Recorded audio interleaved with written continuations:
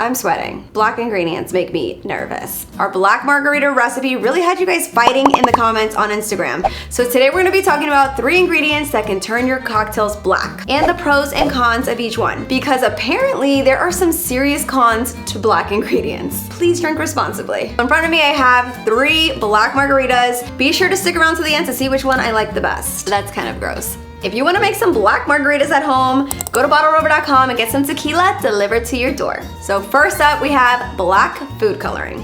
The most obvious one, I suppose, but also I'm gonna say my least favorite. We're gonna dive right into the cons with this one. This one stains everything that it comes in contact with.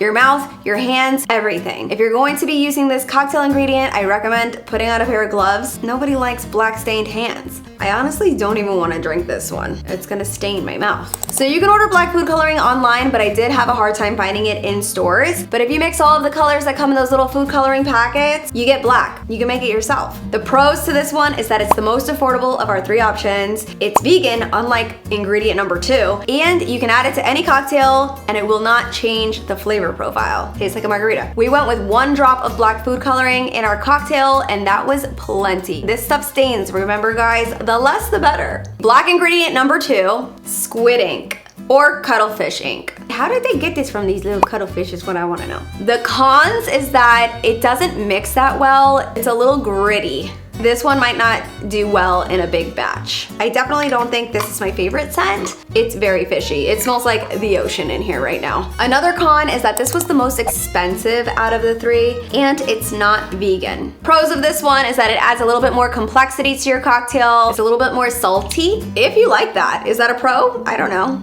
It's a pro for me in a margarita. Another pro was that this one made the cocktail the blackest out of all 3. A 1/4 teaspoon of this cuttlefish ink goes a long way, guys. I think you can even get away with 1/8 of a teaspoon.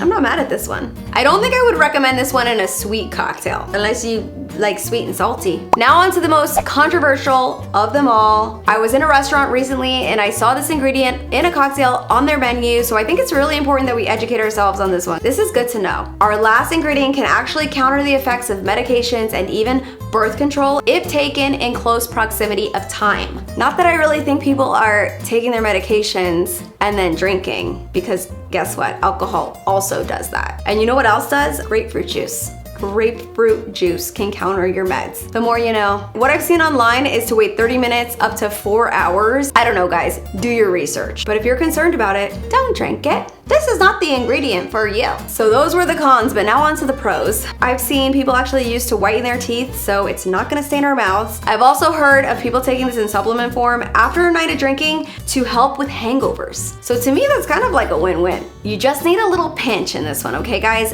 Ingredient number 3 is activated charcoal. My favorite one is gonna have to be the squid ink. It added a little bit more flavor, complexity. That's what people like to say.